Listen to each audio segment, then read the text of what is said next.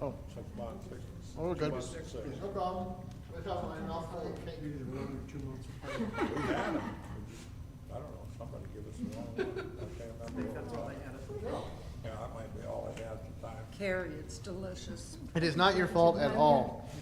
I didn't realize how much time I didn't have before we went live. Hi, everybody online. Sorry about that. I was eating cake. Well, I took some bites of Aiden, and it was so good. I'm like, no, I want my own little piece. So I took that little slice. Where I work, Boardwalk Lake, All right. Well, hey, everybody. real good insurance. Welcome back. We are in Daniel chapter 8 tonight, moving right along. So for for my mom and June, I always show them what I had crammed in my mouth seconds ago. I had rhubarb cake with a nice cinnamony, crusty It's good. What are you doing here? stuff. It's just good. Streusel. Is there rhubarb in California? Is there rhubarb in California? Did you ever have rhubarb growing up? I knew of it. I'm sure we did. I don't. Shipped in. Hey, Mom, did we ever have rhubarb? She'll actually be here not next week, a week from next, I think it grows a everywhere. week after next week. So Matter of fact. I can save that question for when she's actually here. All right. But yes, it's delicious, delicious. All right, cool. We had it growing around our chin. So enough of that. So yes, we have delicious, delicious cake tonight. Oh, I guess apparently we did. She said we ate it at Knott's Berry Farm, which is a theme park / old school berry farm. I guess that's where boysenberries come from, I think. Is that the thing? I'm going to be asking my mom throughout this whole thing, like, oh, look it up for me. Because I think boysenberries were like an altered form of something, and I thought it was Knott's Berry Farm actually created that hybrid. I don't know. You know, in California, just like California, Texas, and New York are all the same. They all think that they created everything, and everything came from there. I've been there, but I've never heard the boysenberry story. Oh, it might be. Oh, she says yes. Yeah, So apparently, Oh, really? That you said you can buy boysenberry jam that's not berry farm. oh, well, there you go. Okay, cool. Californians are unique Don't forget in that Chicago. we do think we're better, but we don't have any knowledge of anybody else. See, Texans are all like, we're better than everybody, and we know that, they're no good. Californians are like, there's just California. There's no other place. The rest of the world fell off the map. Right? I mean, honestly, you really don't have there's other people, but I mean, it's just like, this is California. Texans have their own everything. When we were in Texas, it was, Texans are always, we have everything, and it's better than everybody else. You don't want to say too much about them, they'll cut off our oil. But, yeah. But yeah, California, it's like, we have it all, and this is where it all comes from. Because of course it is. Anyway, What do you need? what a digression. Okay, let's get into Daniel. All right, Daniel 8, we're continuing the visions of Daniel. Now this vision that we're going to talk about tonight follows chronologically after chapter 7. So the chapter 7 was his first vision, or at least the first vision that we're hearing about. And then Daniel 8 is going to be a vision that comes after that. Okay? And it's a vision about two animals. And everyone guessed correctly. We've got a ram and a goat. And they represent two kingdoms. And this will be very, very clear when we get to it. So this is going to be the Medo-Persian Empire. And this is going to be Greece, or the Greek Empire. And we know this for a fact. And you'll see why. So the theme pretty much is going to be similar to what all of the theme of Daniel has been, that God governs all of history for the benefit of his people.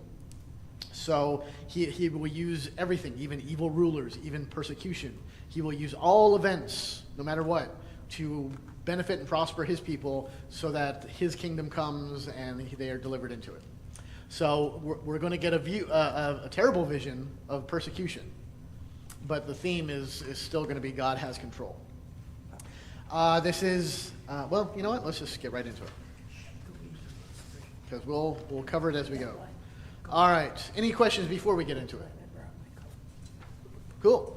First slide, buddy. Awesome. In the 3rd year of the reign of King Belshazzar, a vision appeared to me, Daniel, after which appeared to me at the first. And I saw in the vision, and when I saw, I was in Susa, the citadel, which is in the province of Elam. And I saw in the vision, and I was at the Ulai Canal. I raised my eyes and saw, and behold, a ram standing on the bank of the canal. It had 2 horns, and both horns were high, but one was higher than the other, and the higher one came up last. I saw the ram charging westward and northward and southward. No beast could stand before him, and there was no one who could rescue from his power. He did as he pleased and became great. All right, so the third year of the reign of King Belshazzar. I believe the chapter 7 vision was the first year of his reign. So now it's the 3rd year, so a couple years have passed. I was in Susa, the citadel. So in his vision, he sees himself in Susa. Where is that, you say? All right. Whoa. So, very roughly, the dimensions are not all that perfect. Here you've got the Persian Gulf. So just use that as your kind of get your bearings here. All right. So essentially, and what I did here was, here's Iraq, current Iraq border. Here's Saudi Arabia. Here's Iran. And there's Kuwait. So you've got, and it's not exactly quite where everything was, but you got Babylon kind of here, Assyria up there, Nineveh is actually up here, so you got where Jonah went to. Egypt and Israel are way over there. You got where the Medes are, Media, or I think that's what you call it. Anyway, the Medes lived here, the Persians are over here, Elam is this area, and here's Susa. So here's where you get the Medo-Persian Empire, the Medes and the Persians, and so you've got this huge empire that's moving west. So the ram, you notice, is charging westward, northward, southward. So the ram is going from here and charging these places, and Daniel is seeing himself kind of right here, sort of in the middle of it all, which is it's kind of in the middle of all this conquest area. Let's see. Susa is mentioned a few times in Scripture. Mentioned Nehemiah, mentioned in Ezra, here in Daniel. Esther, she became queen there. So that's kind of a significant place. So not only is it kind of a centrally sort of located place, it's also very prominent, especially with Queen Esther, because she was queen who saved the people. So that's kind of a big deal. Plus, Susa in general was a fairly important city back in the day. Babylon ruled over it at some point. Then Persia took over, and they ruled over it. So it was a important place.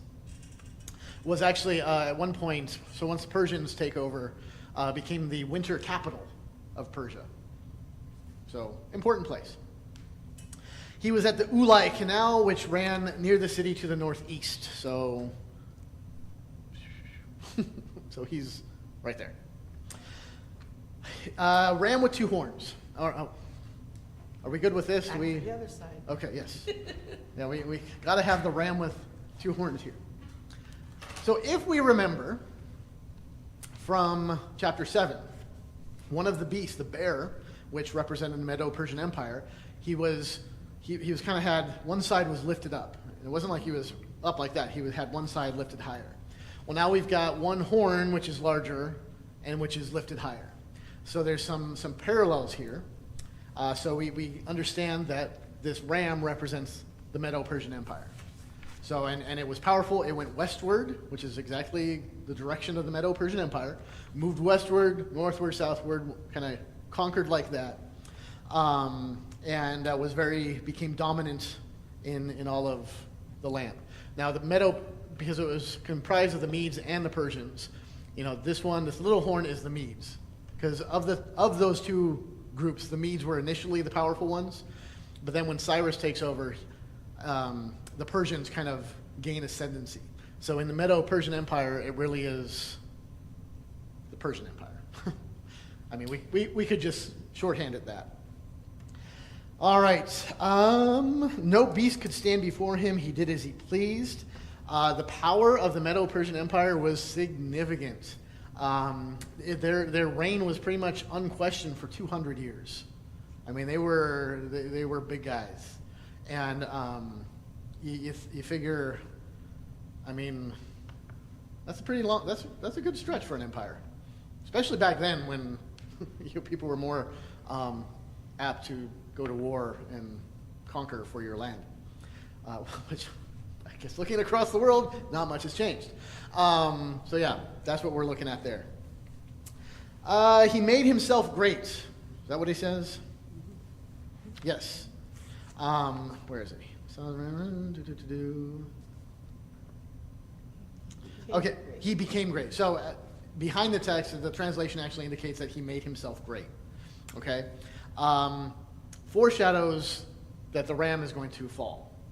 Because this goes back to everything Daniel has talked about before, is Nebuchadnezzar made himself great before God. Belshazzar regarded him as great before God. The whole arrogance of the king, arrogance of the pagan rulers, provided for their downfall. Because they thought they were greater than God, and God smushed them down. So in the same thing, when he says, made himself great, or this ram enlarged himself, made himself great, the idea behind that is, we know what's going to happen. Something bad is going to happen to him. The downfall is already planted there. Questions about the ram? All right, next slide. Verses 5 through 7. As I was considering, behold, a male goat came from the west across the face of the whole earth, without touching the ground. And the goat had a conspicuous horn between his eyes. He came to the ram with the two horns, which I had seen standing on the bank of the canal, and he ran at him in his powerful wrath. I saw him come close to the ram, and he was enraged against him, and struck the ram and broke his two horns. And the ram had no power to stand before him, but he cast him down to the ground and trampled on him. And there was no one who could rescue the ram from his power. All right, so here is his little horn, the horn in the middle of his head. So here's this goat who comes. Now, if we recall back to chapter 7, so if the Medo-Persian Empire was the bear, the one that followed up, that defeated them, was the Greek Empire, represented by anybody remember? Leopard. The leopard, with 4 wings and 4 heads, I believe. Something. Definitely 4 wings. I think it had 4 heads. Yeah. So we see that this is going to represent the leopard. Okay, and you kind of get this is because I love the imagery. This goat who arises and he moves. He rises from the west, so he moves eastward, which is where Greece was, right? So he rises, and the goat moves eastward without touching the ground. So that's why I made him kind of flying. So you image of this huge goat just flying over the land. Perfect image. It's a great image, yeah. But to represent the swiftness of Alexander the Great and the Greek Empire there. I mean, Alexander just charged through. I mean, it's like Sherman going through Georgia. It's crazy how awesome Alexander was at conquering. So the leopard moves swiftly, has wings to move swiftly, so the goat just like, shoo! And he's got this horn. This horn, so we see this, is going to be Alexander. If you can't read that, that's okay. Alexander Horn. Alexander the Horn, yes. It is placed between his eyes, kind of on his forehead, to indicate that he is associated with the whole goat. It's the prominence placement of that. So Alexander was the power of the Greek Empire. Okay? So Greece is coming from the west. Alexander is a great horn. And the goat is just, he savages the ram. Ran at him in his powerful wrath. He was enraged against him. So the picture we get is this goat is pissed, all right? And he is just picking this guy apart, into pieces, picking him apart. Which, if you know anything about the history there, makes a lot of sense. Alexander's initial attacks on Persia were to liberate Greek cities that the Persians had already overrun. So when Alexander comes through to defeat Persia, it was savage. It was total and complete. The Persians never won a major battle against Greece at all. Alexander destroyed. So the Medo-Persian Empire, right? rises and is in power for 200 years. Do you know how long it took Alexander to conquer Persia? 3 years. I mean, when Babylon was sieging Jerusalem, and now granted they kind of took over, but I mean it took them a while. It was a while, and even their conquest throughout that area, it took a while. Alexander comes through in 3 years, conquers all of Medo-Persia. It was pretty epic. And they had a lot of bad blood anyway, because if you look, let's see, I think the battle of, let's see, do I have more things here? Thought I made a, I didn't write it down. Anyway, the battle of Thermopylae, with the Spartans, the 300 Spartans making their stand against the Persian army. That happened 120 years before Alexander, I think.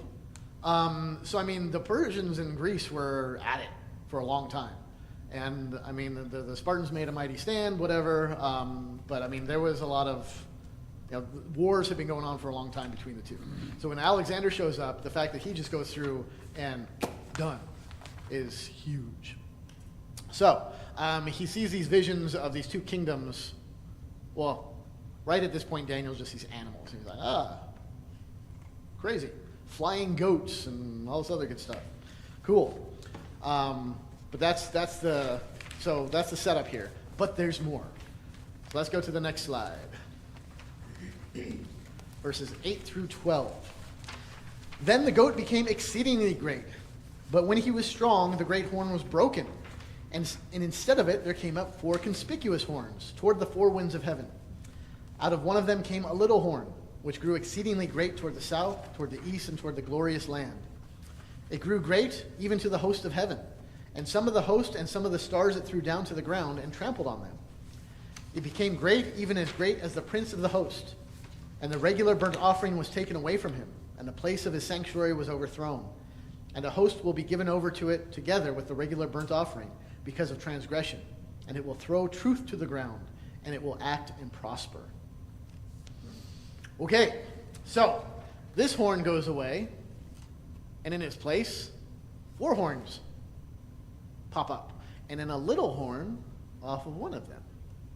Okay, what's that? Antlers. Antler, yeah. It's a moose goat. Well, I was going to say a goose, but that doesn't work. Or a moat, I guess. Moot? No, whatever. Nothing works. Okay. Became exceedingly great. Which is kind of fun that it's Alexander the Great. So, a little play there. Anyway, the better translation there is he magnified himself. He didn't just become exceedingly great. He magnified himself. And, I mean, Alexander the Great was, you'd think the dude didn't have an ego. The dude had an ego. I think most of your conquerors in all of history have big egos. So, but when he was strong, the great horn was broken. Okay, Alexander died in Babylon in 323 at the height of his power. So when he was strong, at the height of his power, he died. Boom. He had no male successor. He had 2 sons who were subsequently murdered. So he's got no one to take up after him. So after a while of some fighting, who arises but 4 of his generals? 4 of Alexander's major generals rise up and basically take over 4 big areas to rule over. So the empire was divided among these generals. You got Cassander, who is over Macedonia and Greece. You don't need to know this. Lysimachus over Thrace and Asia Minor. This is the one you need to pay attention to. Seleucus, who is over Syria and Mesopotamia. And you probably recognize Ptolemy over Egypt. Anyway, so those are the 4 generals who get parts of these kingdom here. It says that they're towards the 4 winds of heaven, so kind of dominion in 4 areas. So again, this empire that stretched over all of the world, not all of the world, but all of their known world. So the 4 winds representing all of creation, or all of the world. So these 4 generals took over this empire that covered everything. All right, so little horn. Now, if you remember, in chapter 7, there was also talk about a little horn that came out. That little horn represented the Antichrist, okay? We're not going to go there exactly, but we'll talk about that later. We'll talk about why. So this little horn, and what you're going to notice, and when the angel shows up to explain this, I mean, he lays it out exactly like, this is who this is, and this is who this is. So there's no doubt, really, even critical scholars who don't, like non-Christian scholars who look at this, they acknowledge what it's all talking about. And they're like, oh yeah, that's who that is. There's no disagreement. So this is going to represent, let's see if I can spell it right. Is it 4? 4? Yeah, okay.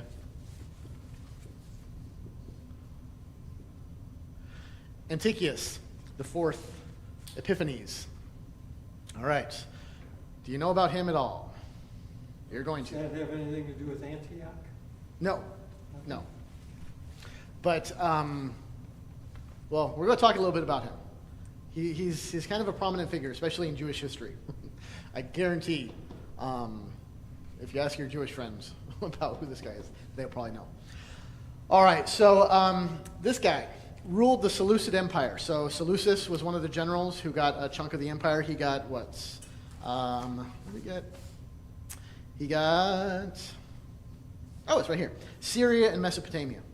So Antiochus becomes ruler of the Seleucid Empire, about 175 to 164 BC. All right. So this was his name. And he took this as his surname. Kind of added this, or title. It comes, well, Epiphanes. What does it sound like? Epiphany, yeah. And of course, Epiphany for us, is about Jesus revealing himself to us, the showing of his divinity. Well, Epiphanies here means divine manifestation. So he basically took this title to be, I am the manifestation of God. So again, big ego. The coins of the time were stamped with King Antiochus, God manifest.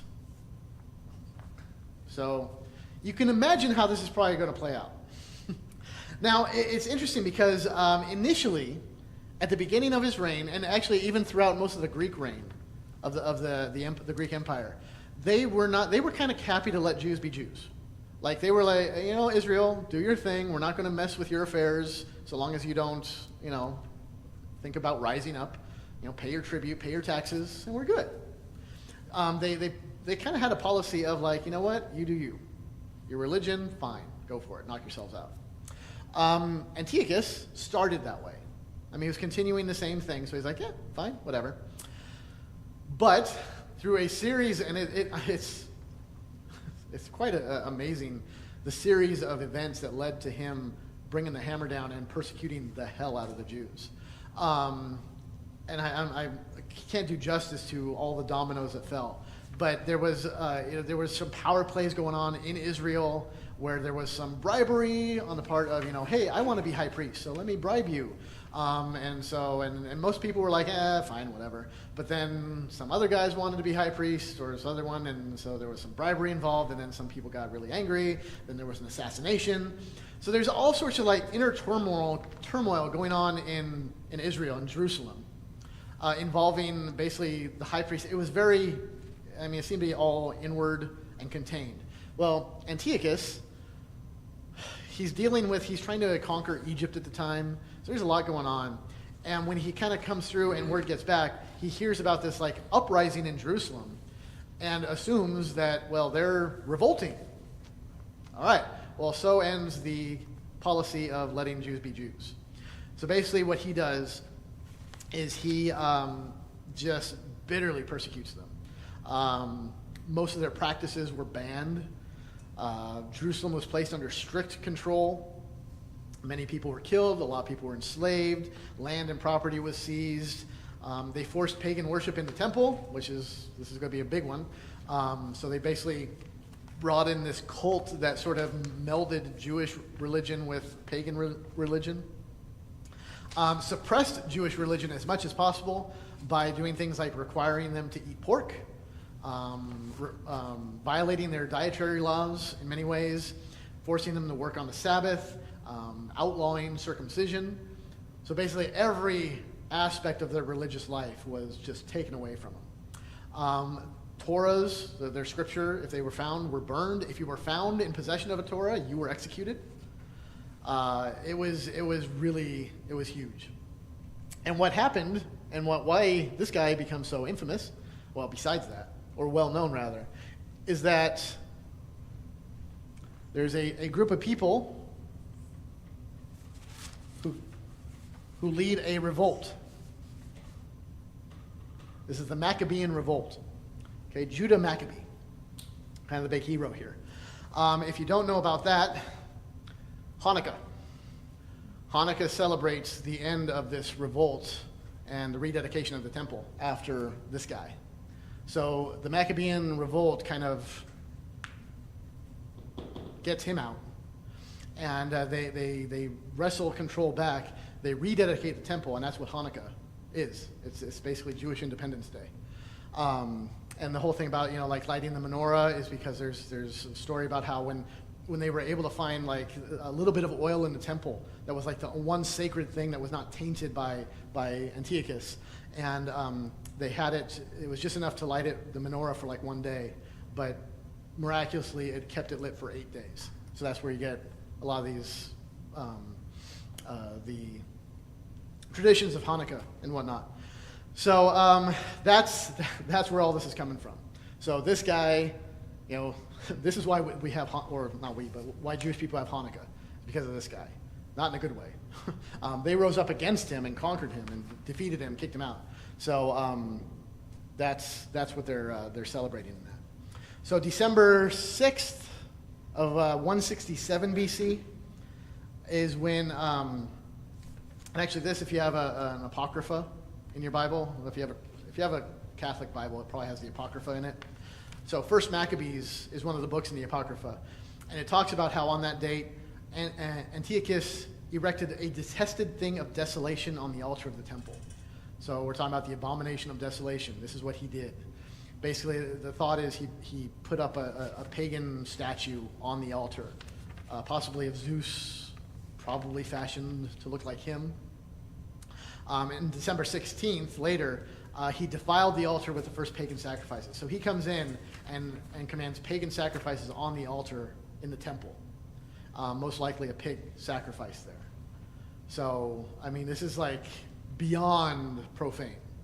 This is, I don't even know what the similar thing would be for us.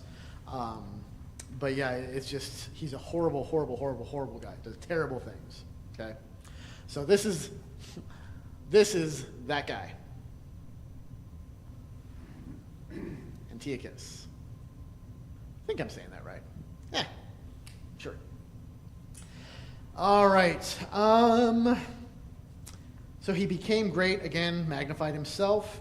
Now the interesting part is if you look back in the text here, so follow along in verse 11. So the horn became great, even as great as the prince of the host.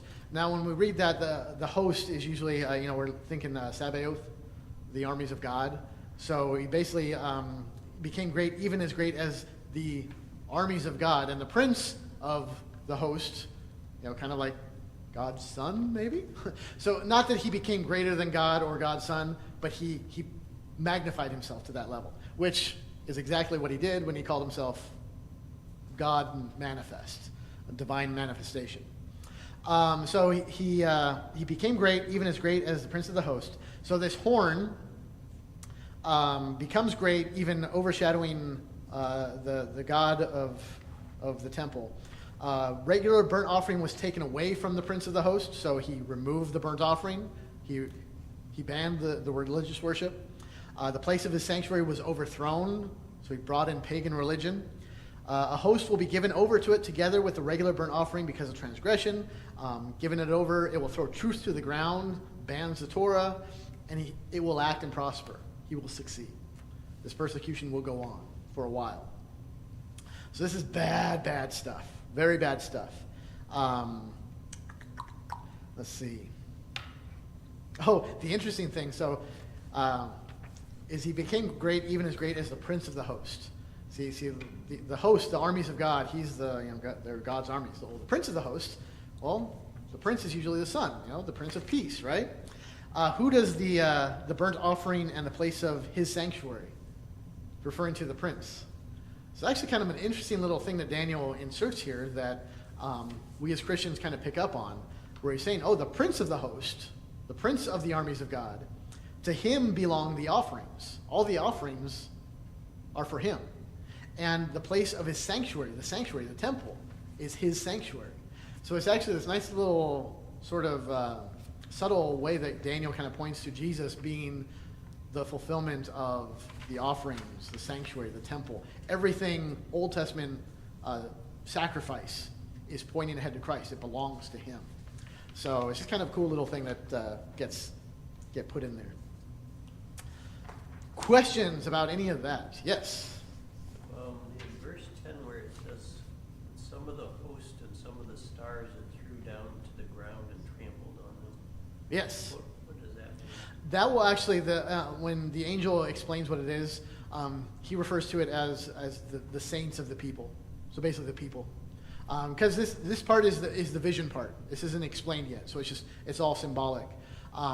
Some people try to say, oh, well, it's angels, and here's where interpretation gets weird, and we're going to talk about that too, where you can take this and go in really strange places. But it's basically just the people. And the other question I had is, how did Antiochus gain power over the general Seleucus? So by the time Antiochus comes down, I believe what happened was he didn't have any, or he wasn't actually heir to the throne. It was his brother was on the throne at that time. So the Seleucid Empire, by the time you get down to Antiochus, his brother is on the throne. So his brother is there, and his son actually would be the one to take over, and did. But Antiochus usurped it from his nephew by, I think he like bribed him and just kind of flattered him to death. Sort of, he was very deceitful and sneaky about taking the throne away from his nephew. So he just got right in there. So yeah, he's not a good guy. if any of this didn't give you the clue, not a good guy. All right. Let's see, where are we? Next slide, 13 and 14. Oh boy, oh gosh. Okay. Verses 13 and 14. Then I heard a holy one speaking, and another holy one said to the one who spoke, for how long is the vision concerning the regular burnt offering, the transgression that makes desolate, and the giving over of the sanctuary and the host to be trampled underfoot? And he said to me, for 2,300 evenings and mornings, then the sanctuary shall be restored to its rightful state. Okay. So off on the side, and here I'm going to need room. Probably going to need a lot of room. So off to the side, there's two angels. And two angels seem to be speaking, and they say, oh, how long is this going to take place? And the other angel responds, okay, 2,300 evenings and mornings. Okay, here's where things get all shades of fun, because we have a big old number. And boy, do people like numbers in prophecy. This right here is why we have Seventh-day Adventists, among other groups, okay? This right here. Okay, so literally, this is a weird way that he says it too. Literally what it is said is evening, morning, 2,300. Evening, morning. There's no conjunction there, which is weird, because usually it would be evening and morning. So the first thing is there's no conjunction, so it makes it a weird construction. The second thing is weird that usually prophecy does not talk like this. It'll say, 2,300 days or times or something, like that. This is odd, okay? And this does not help with people going off to the races with weird ideas. So, where do we go with this? Well, one way would be it's evenings and mornings, so it's 2,300 days. Okay, cool. If that were the case, it would be a little over 6 years and 3 months. Okay? Well, that has no significance with the timeline. Okay? It's like, okay. So what you do with that is you say, well, it's 6 years and 3 months, so that's just short of 7 years. Okay? And we know 7 is a symbolic number. 7 is like a full amount of time. Therefore, it means that it's going to happen short of the full period of time of divine judgment. Right? Okay. Problem with that, well, one of the problems with that is this. Because it's just a weird, you can't really go to days immediately because you got to figure out what the heck is going on here. Besides that, the fun thing is, people like to, anytime they see numbers and we go symbolic, and then of course prophecy is often symbolic. The fun thing is in Daniel 8 so far, it does use numbers, but the numbers are never vague. The numbers aren't used like this. It's not like, well, there's a vague number that represents this. It's like, no, there's 4 kingdoms. There are 2 kingdoms. There is one horn there. There's one horn there. The numbers are symbolic. They're referring to something, but they're also specific. So that one doesn't really fly well. There's also some, it's just the time doesn't work. There's one way of saying, well, this is years. This is where we get Seventh-day Adventists. We'll cover that in a second. Well, you know what? Let's cover it now. I had that afterwards. So, 19th century. And 19th century, all the fun stuff happened in the 19th century. There was a Baptist layman named William Miller. All right, so he comes up with this idea. He looks at this and comes up with this idea that, this must mean years. And it's talking about the once this is over, it's the fulfillment. So Jesus is going to come back after 2,300 years. Okay. So, well, what does that mean? Well, he figured out, and oh my gosh, don't look this up, because it will take too much of your time and you're just going to get ridiculously tired. He figured that 457 BC was the beginning of this. And there's a whole system of figuring out this date. I can't describe it. I can't explain it. It basically has to do with the edict to allow the Judeans to return to Jerusalem. So, which, I guess in a way makes sense. Like, okay, the start of the return to Jerusalem it starts the countdown. So, according to all his calculations, what year was it? Okay. According to all his calculations, so 2,300 years from this point is 1844. Okay? Which, shockingly, is right about that time that this dude is alive. What are the odds? Okay. That's your first red flag. If anybody gives you like some date and it's like, oh, something amazing biblical is going to happen, and it's like, oh, and you figured it, you're the only one who figured it out, and it's happening right now? Oh, you don't say. So, apologies from all my Seventh-day Adventist friends. I love you, but come join us. The water's better. It's nicer on our side. So 1844 was going to be the year. All right, so everybody gets excited in his movement, the Millerite movement. They get all worked up, 1844, and then he decides, okay, it's now 1844, nothing's happened yet. They say, oh, October, I forget what date, but someday in October, because that coincided with the traditional Day of Atonement. So it's like, okay, October, 1844, let's go, Jesus returning. Guess what didn't happen? Nothing. Yeah, Jesus did not return. This began something that is honestly called the Great Disappointment.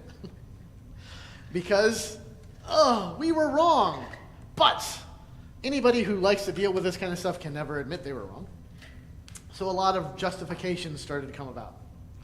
So the movement didn't die. They're like, well, wait a second. Let's rethink this. And oddly enough, they still hold to this. They still say, well, he was right about the timing. He was just wrong about what was going to happen. So what it meant was not that Jesus was returning in 1844, but at the end of this time, this was going to be the emergence of this group of people who are now going to prophesy to everybody about the time is near. So, this is where Seventh-day Adventists come from, and some other denominations who are built on the Millerite tradition. They still hold to it. Okay? I don't know what to tell you. It's don't do this. Thankfully, we will all be long dead by the year 2300. Because I guarantee you, as we're all up in heaven, make a note on your little personal calendar to look down on earth at about the year 2300, maybe the year 23, 32, 33, somewhere in the 30s. Because I guarantee at that point there will be a group of Christians who will be like, wait a second, 2300 years, it wasn't from here, it was from Jesus' birth or his resurrection. And I guarantee there's going to be a whole bunch of Christians being like, we're ready! And during that year, and it's going to be like, oh, okay. But be glad you're not going to be here for that, because that's just going to be a headache of biblical proportions. No pun intended. What year was that? I'm gonna stick around. 2300. Yeah, I don't know. Maybe you want to get yourself frozen, and maybe they can thaw you out and you Yeah. can check it out. Hydrogen. Knock yourself out. Yeah. Keep it. Okay, so that's it's not years. Why do they call themselves Seventh-day Adventists? Because it has to do with because like they do the Sabbath on the Saturday. They're very strict on the Sabbath being a Saturday. So I'm not exactly sure how that sort of formed out of that, except that Seventh-day Adventists are very legalistic. So Sabbath on Saturday is a must. Basically, you're vegetarian. You hold to all the kosher laws. You basically keep all the Old Testament law to the best of your ability, essentially. So it is a very heavy legalism brand of Christianity. I mean, they hold to, Christ and the Trinity and all that, but it comes with a lot of law. I mean, honestly, they seem to be, in my estimation, really close to the Judaizers that Paul was constantly gnashing his teeth with. But love you guys. Are they the ones that knock on your door? No. That's Jehovah's Witnesses Jehovah. and Mormons. No. Seventh-day Adventists Different breed all Yeah. kind of keep to their own for the most part.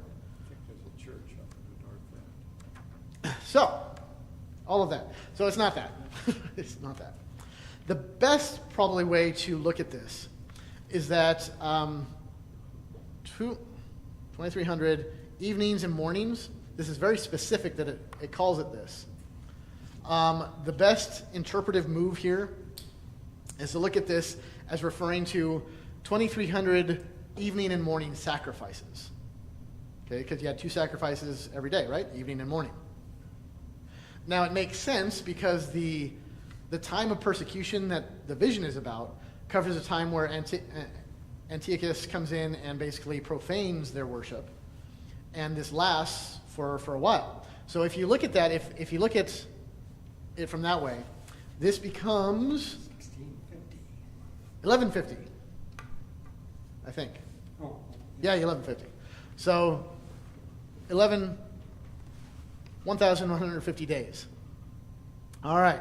Now this is where it gets a little bit more fun, because if you take the dates and times like in First Maccabees, where this all started, 164 BC, and you kind of put it all together and you say, okay, 1,150 days, if you take into one of those years was a leap year, this actually works into, from the point of the first desecration of the temple, or the inauguration of pagan worship in the temple, to the point where the temple is rededicated, is actually 1,106 days.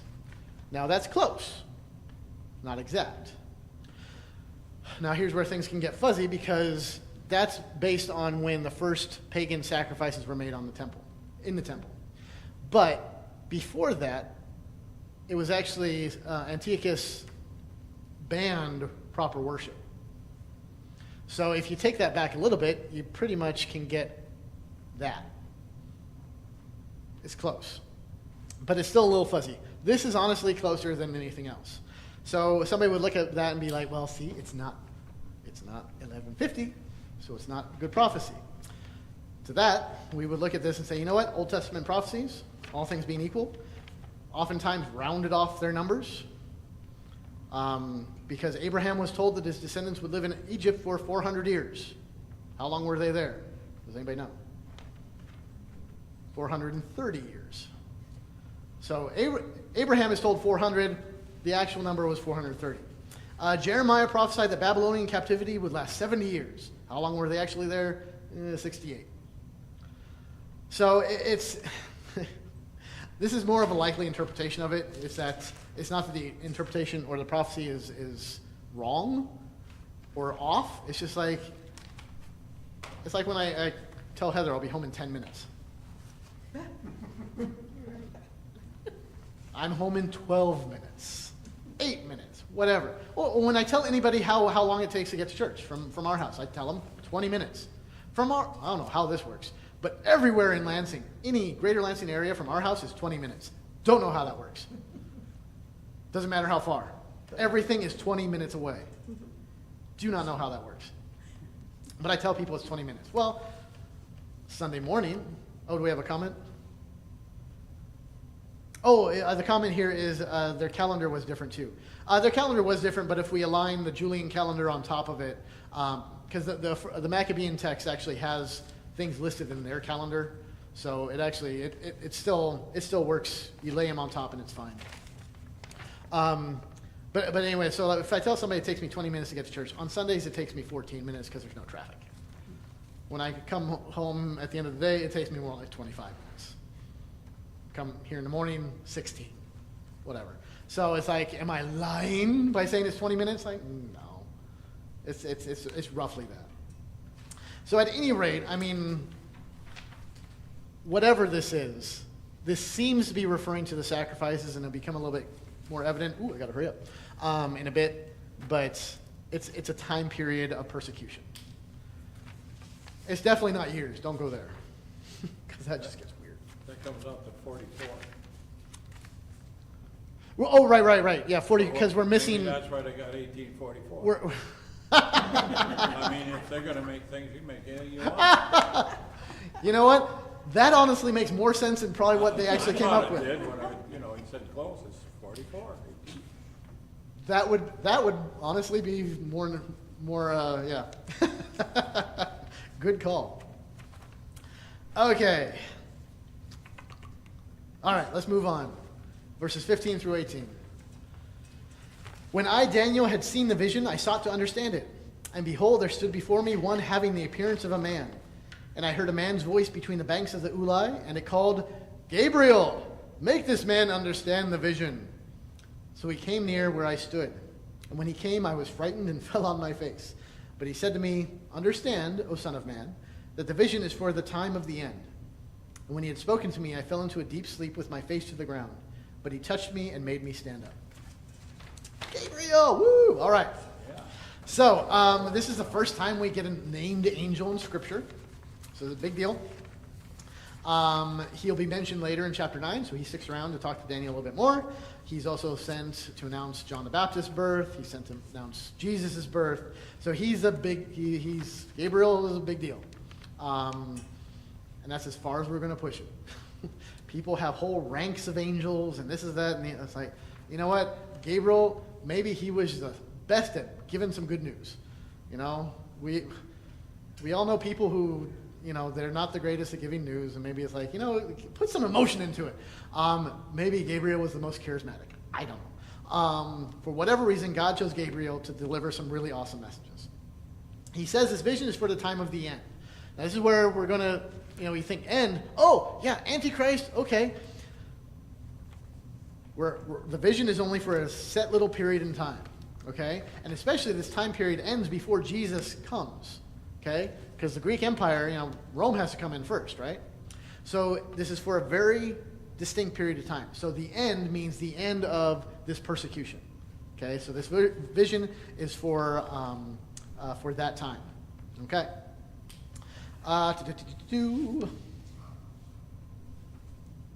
Oh, okay. So the reason why, we'll get to that later if we have time. There's a very good reason why you don't want to make an immediate jump here to say, oh, well, if this prophecy is about this guy, but it could also be, since the other little horn was Satan, then maybe it also refers to the end time. You know, it's for the end of the persecution and for the end of time. There's a good reason why we don't do that. We'll talk about that later. Anyway, so let's move on. We're almost there. Verses 19 through 22. He said, "Behold, I will make known to you what shall be at the latter end of the indignation," for it refers to the appointed time of the end. "As for the ram that you saw with the two horns, these are the kings of Media and Persia." There you go. "And the goat is the king of Greece." Boom. "And the great horn between his eyes is the first king." Voila. "As for the horn that was broken, in place of which 4 others arose, 4 kingdoms shall arise from his nation, but not with his power." All right. So very clear. I mean, Gabriel is, hey, if you want a message from God, you want Gabriel to bring it, because Gabriel will give it to you straight. You know, don't ask Jesus to come talk to you. He'll give you a parable, and you'll be wondering for days what he meant. But Gabriel's a straight shooter. He says, this is exactly what it means. Okay, this is why there's no disagreement whatsoever on the meaning. Gabriel says, this guy, this place, this place. Done. And even these 4 kingdoms arise, but not with his power. So the 4 kingdoms split the power of Alexander. So it makes perfect sense. No discussion on that one. That one's easy. Next slide, 23 through 26. "And at the latter end of their kingdom, when the transgressors have reached their limit, a king of bold face, one who understands riddles, shall arise. His power shall be great, but not by his own power. And he shall cause fearful destruction, and shall succeed in what he does, and destroy mighty men and the people who are the saints. By his cunning he shall make deceit prosper under his hand, and in his own mind he shall become great. Without warning he shall destroy many, and he shall even rise up against the prince of princes, and he shall be broken, but by no human hand. The vision of the evenings and the mornings that has been told is true, but seal up the vision, for it refers to many days from now." Okay. So a little bit more explanation about, well, if you notice, like the first part of the explanation, he's like, okay, boom, boom, boom, boom, boom, real quick. The thrust of it is this little horn. What's going to happen? So he says this is for the time when the transgressors have reached their limit. Transgressors. During this time, there were those Jews who were trying to Hellenize Israel, make it more Greek. Okay? It's okay, don't make covenants with Yahweh, make covenants with the Greeks and the Gentiles. They're where it's at. So there was this huge process going on of Hellenization. And they were abandoning all these things. Well, finally, as they're even trying to hold on to their stuff, Antiochus comes in and just blows everything away. He's described as having a bold face, which is just another way to say he's fierce, he's merciless, bloodthirsty. Understands riddles, he is crafty and deceptive. He uses his intelligence for evil purposes. Deceitful. Without warning, he shall destroy many. So, when the way he kind of started this whole crackdown on Jerusalem and Israel was he sent his tribute collector to Jerusalem to collect the tribute. Sends a huge military force with him. Well, the tribute taker comes and he's like, oh, he's talking to everybody. He's like, oh, no, everything's fine. But he's talking very nice, very peacefully. Everything's fine. I just come to get your tribute. And then, boom, the armies attack and just kill all sorts of people. So it came under, the banner of truce, peace, and then comes in and just strikes everybody down. He's great, but not by his own power. This is a nice little reference to he's great and he's horrible and he has the power to do awful things, but it's not his power. Now, this isn't a great thing because you're like, well, God is in control. It's like, why is God allowing this? But this just goes back to the whole thing that Daniel's been doing the whole time. God is using whatever is here. It's not to say that God purposely is like, ooh, I'm going to make them suffer. That's not it. If anything, God is like, okay, well, here's this guy. He's going to do his thing. I'm going to allow him to do his thing for a time, but I'm going to preserve you, and I will raise up among you people who will bring peace again. So God is in charge. This is kind of the underlying theme going on here.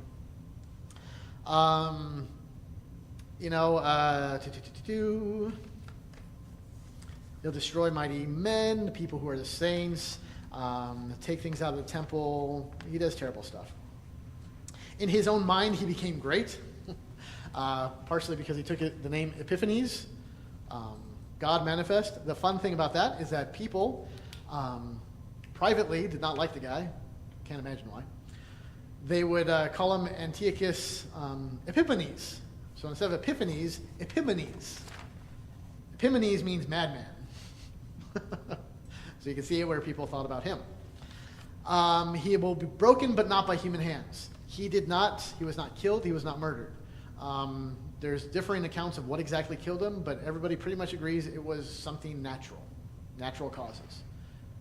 Sickness, illness, whatever. But he was not murdered. He was not killed by any men or anything like that.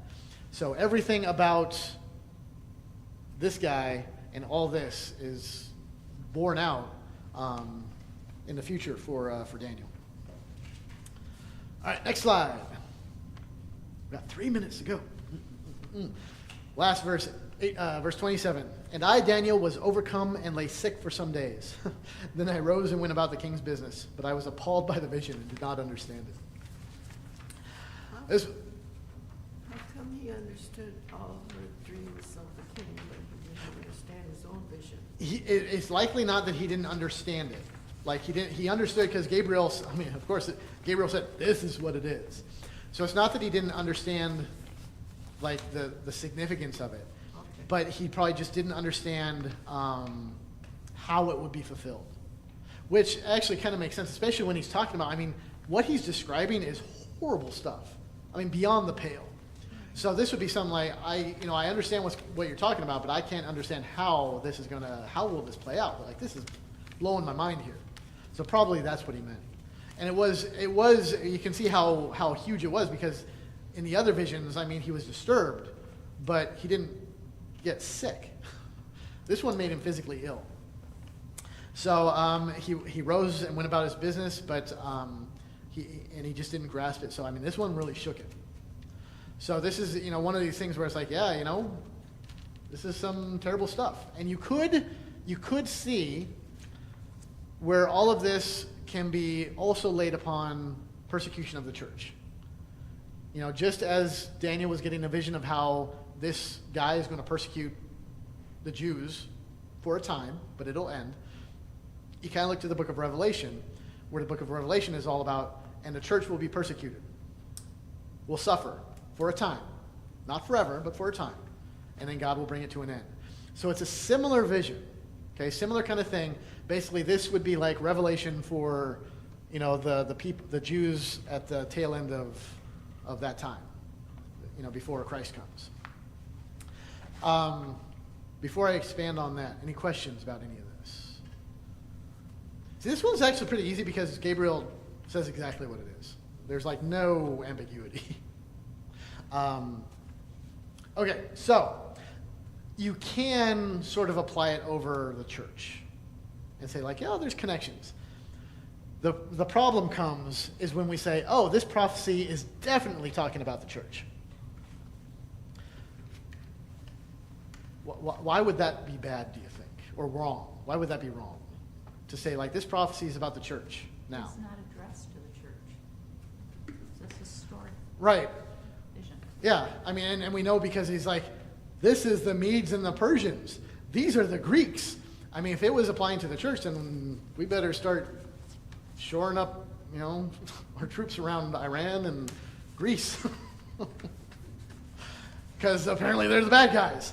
So yeah, it's directed for a specific time. That's part one. The second part comes that, so like you have this prophecy, and this is exactly what the Millerites is, like, 2,300 years, let's lay this on top and let's like connect dots here. Well, if this prophecy refers to 2 things, what's to say it doesn't refer to 3 things, or 4 things, or 20 things? And you just start going down the line, and you go crazy with it. And this gets to two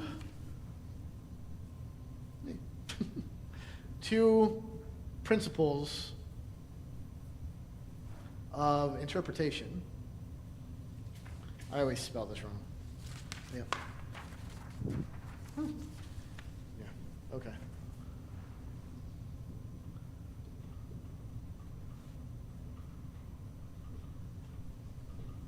This is fun. This is seminary stuff.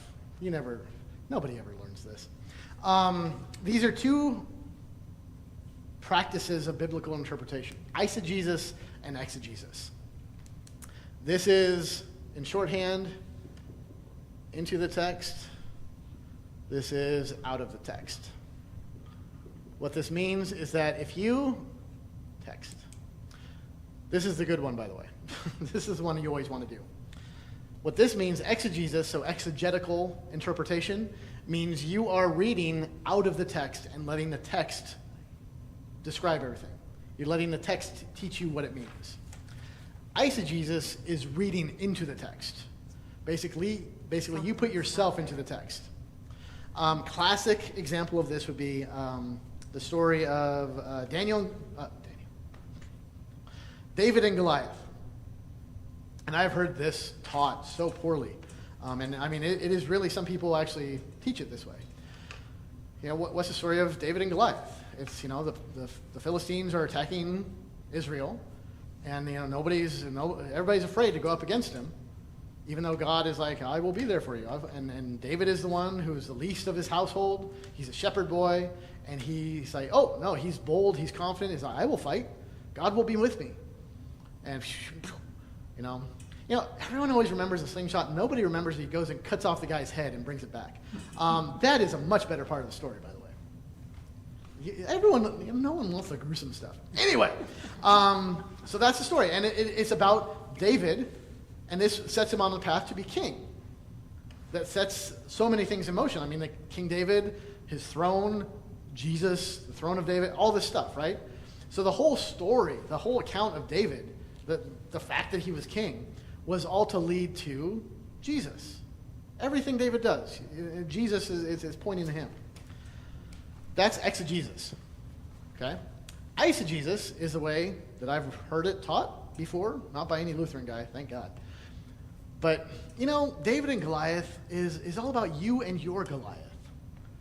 What does it mean for you, and what is your Goliath? Maybe your Goliath is, financial whatever. My mom says that's because the story is taught to children. Children can handle gore, and they love that stuff. Are you kidding? Anyway, what is your Goliath? We all have a Goliath to slay in our lives. Maybe it's dyslexia. Maybe it's the government. Maybe whatever. How is God helping you to slay your giants today? Let's pray about that. That's eisegesis. That story has nothing to do with you. Absolutely nothing. Only so much so as it meant that David was going to sit on the throne and Jesus would come later. That has to do with you. But that story has nothing to do with you. Even to a degree, Jeremiah, was it 28:11? 23:11? I lose track now. I have plans to prosper you. I have plans for your good, to prosper you, to give you hope in a future. Technically speaking, that's not for you. That was given to the people going to Babylon, which honestly was not great news, because they were going to be there for 68 years, and most of them would die there. So Jeremiah was saying, God has plans for you to prosper you while you're taken from your land and you die in a foreign country. Now, does God have plans for you to prosper you? Well, sure, in that by prosper, he means you will die in faith and be brought into the resurrection someday. It does not, I driving home on the 127, I'm tempted today, I've been tempted all day to get a lottery ticket, because I see that sign up there, it's up to $1 billion. And I'm thinking, why not? Make a television. And I got scripture that says, God wants to prosper me. Well, here it is, God, prosper me. I could do so much good with $1 billion. I don't. We could blow this place up. I mean, not blow it up, but I mean, it'll be great. Oh, we'll have awesome stuff. I'm pretty sure, believe me, I know God wouldn't be cruel enough to give me $1 billion. I know You nothing give good can come from that. to the people in the church, and you'd still have 600 or 300 and some million left. Exactly. So yeah, it's like, does God have plans to prosper you? Absolutely. But that's prosper you in faith, prosper you in eternal life. Blessing. Yeah. So it's not, you never want to read yourself into the text. And especially, Old Testament stuff, a lot of it, I always see the one like, if my people will turn to me, I will prosper your land. And that's a huge one where people go, see, if we could just get everybody in America to turn to Jesus, then he's going to make America great and it's going to be awesome. It's like, he wasn't talking to you. He was talking to them and they couldn't even do it. And that was kind of the point. I mean, the whole point is like, hey, if you trust in me, life's going to be great. That's true. If you trust in God and live a perfect life, things are going to be awesome for you. Well, I mean, to the degree that, you've earned your own righteousness, people will hate you. Jesus was pretty perfect, and look what happened to him. But it's like, it's not going to happen because you can't do it. When be holy as your Father in heaven is holy. Well, good luck with that. The point is not to say, like, well, get to work. Do it. It's to say, like, you should be striving for this, but understand you're not going to make it. That's why you're made holy. You're not becoming holy. He regards you as holy through Jesus Christ. Is this why at the party Lutherans are considered the Debbie Downers? Oh, yeah. This is why we don't get invited to parties, yeah. Yeah, we're no fun. God calls us his children. So that there's a blessing in it. Oh, sure. Well, and take a nice deep breath right now. Blessing. Yeah. I mean, the fact that we're still alive at this moment is a blessing. Even with all the crap going on in the world, even to be here alive in this moment is a blessing, because that's what life is we're blessed. I mean, as terrible as the world might be, I mean, we have Christ. So it's great. Question. I don't have my Bible in front of me, but where's the scripture where I think Paul wrote to Timothy, all scripture is inspired by God for training Reproof? and training in righteousness? Yep. So you can't say, well, that's evidence there that I've got the health and the wealth gospel guaranteed or something. Oh, yeah, no. No, okay. No, it promises that you'll be righteous through him. Yeah. Yeah, his word makes you righteous. Yeah. But even the Daniel story, like, have you ever preached on Daniel? It never comes up. I don't know that it ever comes up in the... This is what we can learn from a Lutheran, from an LCMS point of view.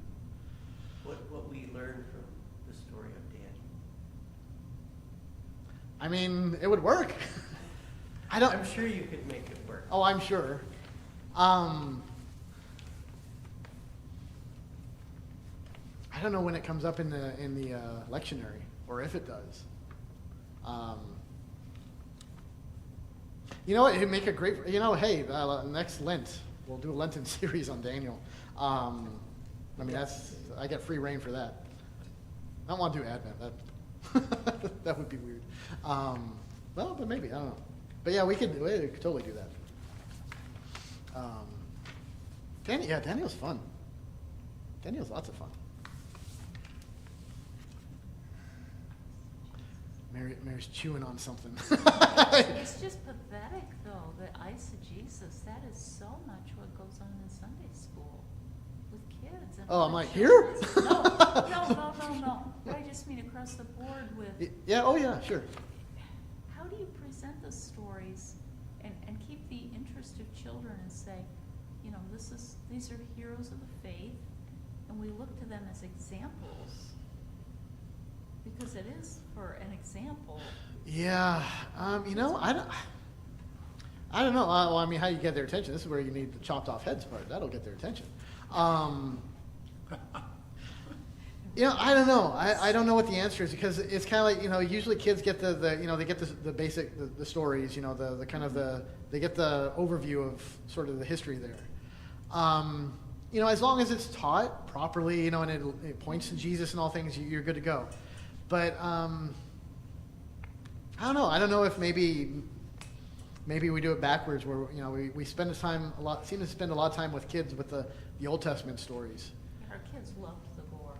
That really did hold their attention. They The could what? still- Our kids, Lee and I, our kids, they could still tell you today the story of the woman, what was her name, with the tent peg? Oh, JL. JL. Oh, she's Yeah. awesome. Yeah. Oh, she's gonna be. Oh, so I'm doing this biblical womanhood thing. I'm working on it, and I already have an idea for like so it's like it'll be a workshop thing, but also a study about biblical womanhood, and the front picture is going to be a skull with a tent stake going through it. I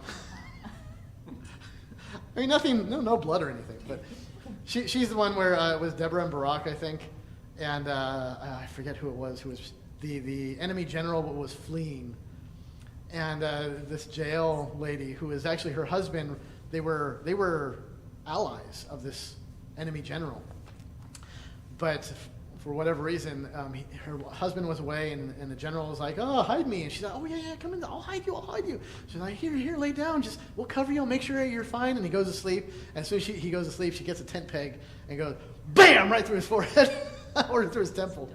And like, whoa! And she's like, "Yep, right here." So yeah, biblical womanhood right there. Sometimes you're Hannah, sometimes you're Jael. But see, that's a fun story. Anyway, well, I don't even know where I was going with it. Oh, just maybe it'd be better to start with like the Gospels, maybe, and because the Gospels are a lot more straightforward, and you get right to Jesus with it. And then maybe as they get older, then you can kind of go back and fill in some of the Old Testament and like actually teach the Old Testament in all of its ugliness, essentially. Because I grew up where Father Abraham and everybody is like, oh, and King David.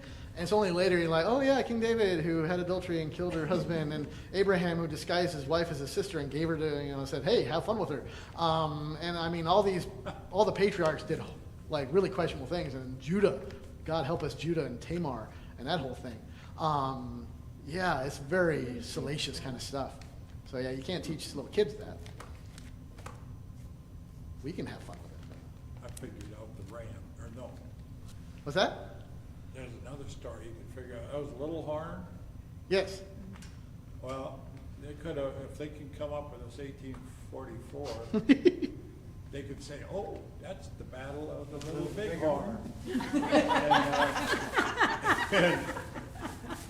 In 1876. And the guy that killed a bunch of people was called Crazy Horse. So they can figure anything they want to. If they can figure that 1844. Very true, yes. Yeah, Very true. they'll find out. And on that note, Yeah. And it's election year coming up too. don't bring that up. They might not ever find out the truth, but Well, yeah, who's the 44th president? I mean, there's a gold mine right There there. you I go. mean, good Lord. Anyway, let's not go there. All right. Thank you all. This has been fun. We'll see you all next week. I've been out there with it.